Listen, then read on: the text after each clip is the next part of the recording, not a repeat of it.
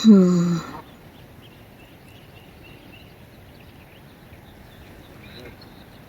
Guys, ito po yung lake na bininta namin. I think our part is this way. Tapos itong area na ito ay kanilang, ang may-ari ay doon, yung bahay na yun. Yan. Tapos ibibinta na nila ito. So, yung part namin ay nabinta na last year. Tapos yung kabilang part malapit dyan sa kay Dave ay ibibinta nila. So hopefully, oh my gosh, I would rather live here than doon sa kinoconstruct naming bahay. Kasi gusto ko talagang may tubig, may water feature. Oh. Tapos magfi-fishing tayo dito. This is my heaven here. Tapos ito yung pinakamalalim na parte na makikita natin. Kasi ang normally yung water ay doon nagta-stop dyan sa dyan, yung may kahoy dyan. Kaso lang umuulan. Grabe yung ulan namin dito. So, yan. Hindi nag-recede, nag-overflow yung water. But it's still very far. Tingnan nyo. It's still very far from the area kung saan gusto, what do you call this one? Gustong magtanim ng libero. Magtanim, ng bahay. Gagawa ng bahay. So, wow. This is awesome. I would love to live here. Libre pang mga pato. This is paradise. Kaya lang, sinong may pera dyan, bigyan niyo kami ng pera para mabili ko ito ulit. No, hindi ulit kasi yung nabinta namin is that area here.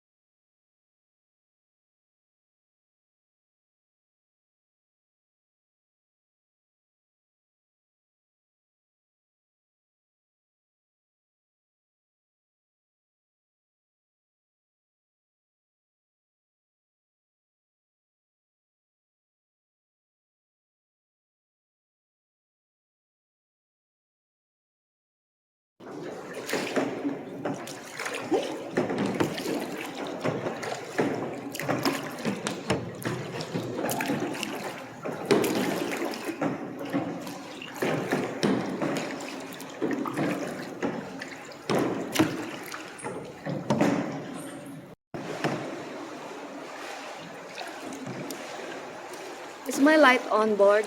No. It's not. Just do 2, 1, 2.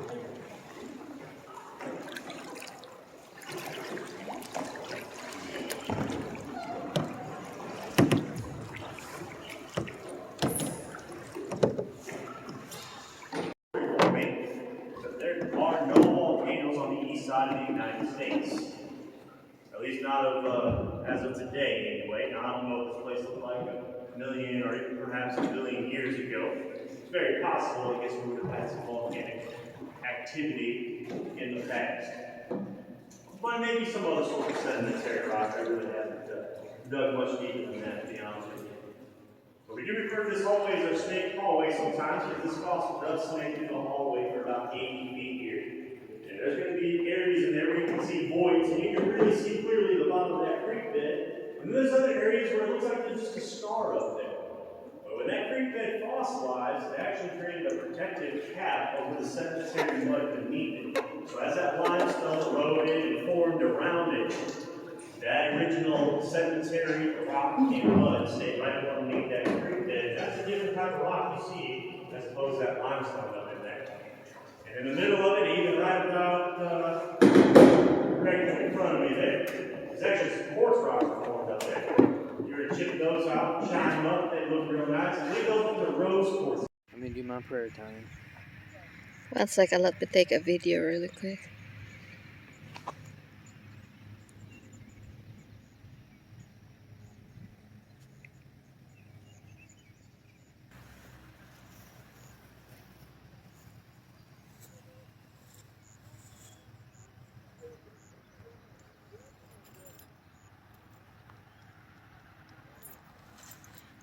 We wouldn't have neighbors here.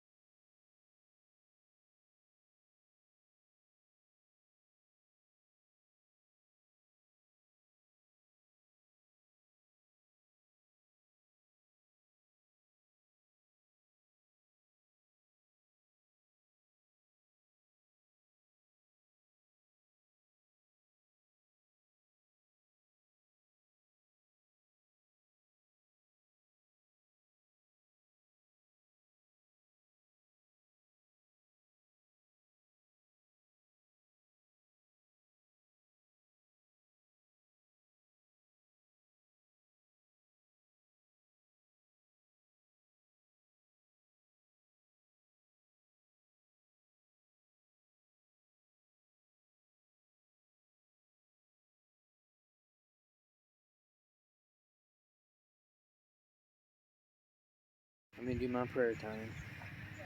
One second, let me take a video really quick.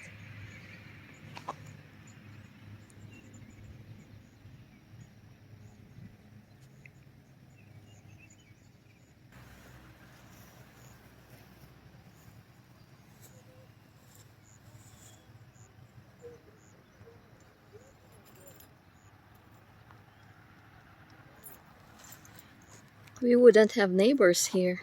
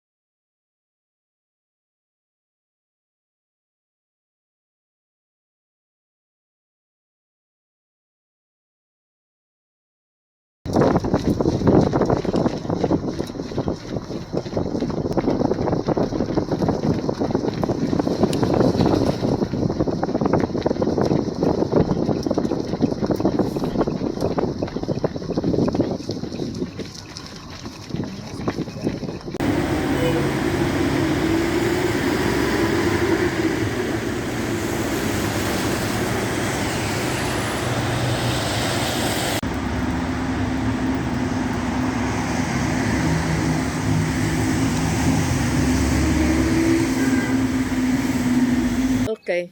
Oh my Oh, God. jeez, it's now really. Look at it, it's a ring. Oh, yeah, there's a ring. Wow. Wow, Lord, thank you. Wow, it's my first time. Wow, there's a ring. Oh gosh, thank you, Lord God. And look at, okay. Oh my Oh God. jeez, it's now really. Look at it, it's a ring. Oh, yeah, there's a ring. Wow. Wow, Lord, thank you. Wow, it's my first time. Wow, there's a ring. Oh gosh, thank you, Lord God. And look at the surroundings, guys. Ngit-ngit na. Ngit-ngit na.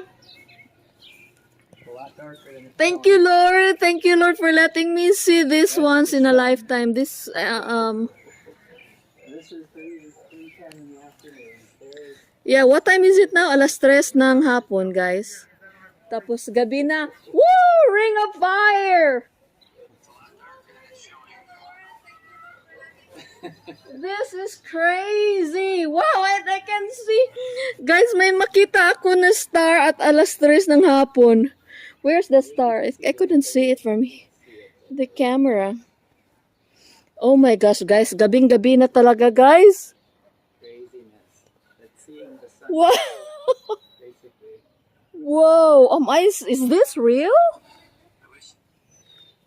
Okay, did you get the ring at all? No, it's not. Coming up yet. It's Yeah, not obvious It doesn't on. show up in the glasses, so Oh yeah, let me. Can I it see? doesn't show up in the glasses. Ring of fire.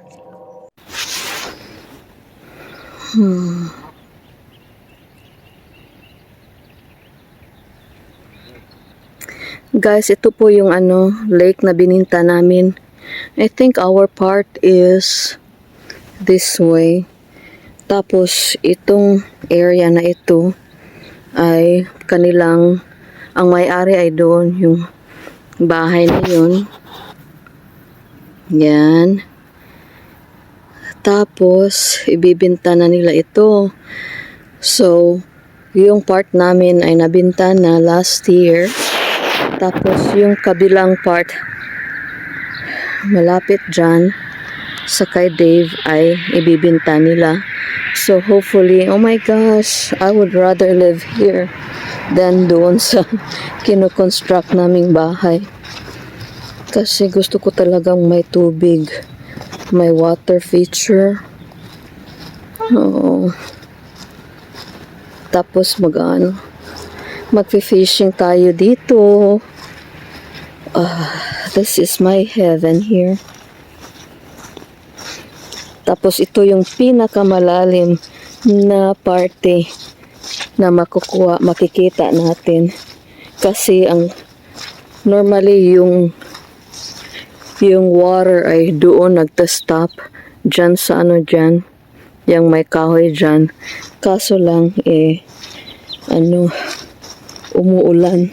Grabe yung ulan namin dito. So yan, hindi nag-recede, nag-overflow yung water, but it's still very far. Tingnan nyo, it's still very far from the area kung saan gusto, what do you call this one, gustong magtanim ng libero, magtanim ng bahay, gagawa ng bahay. So, wow, this is awesome. I would love to live here. Libre pang mga pato. This is paradise. Kaya lang, sinong may pera dyan, bigyan niyo kami ng pera para mabili ko ito ulit. No, hindi ulit kasi yung nabinta namin is that area here.